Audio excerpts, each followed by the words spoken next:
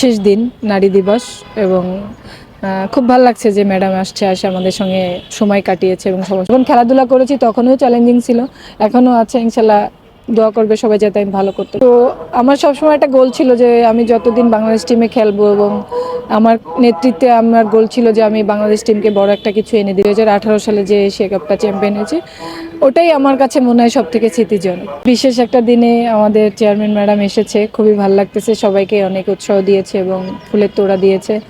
এবং আজকে একটা আমাদের বিশেষ দিন নারী দিবস এবং খুব ভালো লাগছে যে ম্যাডাম আসে আমাদের সঙ্গে সময় কাটিয়েছে এবং সবার সঙ্গে খুব কথা বলেছে, ভালো লাগতেছে। পার্সোনালি কোনো কথা হয়নি ওইভাবে, জাস্ট আমাদের উইশ করেছে এবং আমরাও তাকে উইশ করেছি এবং এতটুকুই কথা হয়েছে যে সবাই ভালো থেকো, সুস্থ থেকো। এবং পার্সোনালি ওইভাবে আসলে কথা হয়নি, কারণ উনি আসছে, আমাদের টাইমটা দিয়েছে এবং ওনার আরও প্রোগ্রাম আছে, যার কারণে চলে গিয়েছে।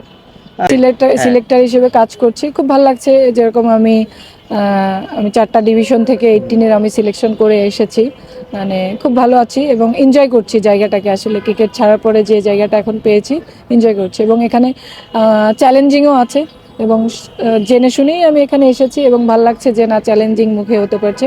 এবং যখন খেলাধুলা করেছি তখনও চ্যালেঞ্জিং ছিল, এখনও আছে। ইনশাল্লাহ দোয়া করবে সবাই যাতে আমি ভালো করতে পারি। আসলে পার্থক্যটা যেরকম মনে করেন, যখন খেলাধুলা করেছি তখন ব্যাট বল নিয়ে খেলেছি মাঠে 22 গজে, কিন্তু এখন হয়তো 22 গজে ব্যাট বল নিয়ে খেলা হয় না। এখন হয়তো মাঠে হাঁটাহাঁটি করে যারা খেলছে তাদেরকে দেখা হচ্ছে, সিলেক্ট করা হচ্ছে। ডিফারেন্ট জিনিসটা হচ্ছে ডিফারেন্ট, দুইটা দুই রকমের পার্ট। তো এনজয় করছি। আমাদের দেশের 2টা ট্রফি আসছে, সেটা হচ্ছে একটা আন্ডার-19-এর, একটা আমাদের ওমেন্স টিমের।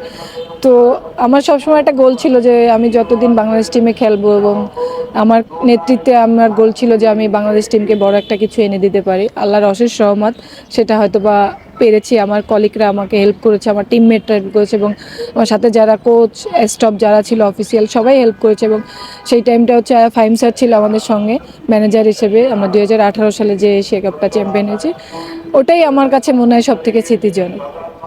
মিস তো সবসময়ই করি সবাইকে, কারণ এখন যারা খেলছে তাদের মধ্যেও সবাই আমার সঙ্গে খেলেছে।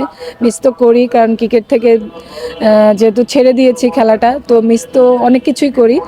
বাট এখন যেহেতু আবার অফিসিয়ালি আসছি, ইনশাল্লাহ হয়তো বা অতটা মিস করবো না, কারণ যেহেতু ক্রিকেটের সঙ্গে রিলেটিভে সব কিছু করতেছি, তো আশা করছি ভালো কিছু হবে। আর সবচেয়ে বড় কথা হচ্ছে আমি চাই সবসময় ক্রিকেটের সঙ্গে থাকতে। যদি ক্রিকেট আমাকে ক্রিকেট বোর্ড যোগ্য মনে করে, তাহলে অবশ্যই আমি ক্রিকেটের সঙ্গে থাকতে চাই, সেটা সিলেক্টর হিসেবে বা পেশাদার অন্য কোনো কোচ হিসেবে বা যে কোনো কারণে যদি আমাকে ক্রিকেট বোর্ড রাখতে চায়, যে মনে করে যে না, এই জায়গাটা ওর জন্য পারফেক্ট, অবশ্যই আমি কাজ করার জন্য অ্যাভেলেবেল।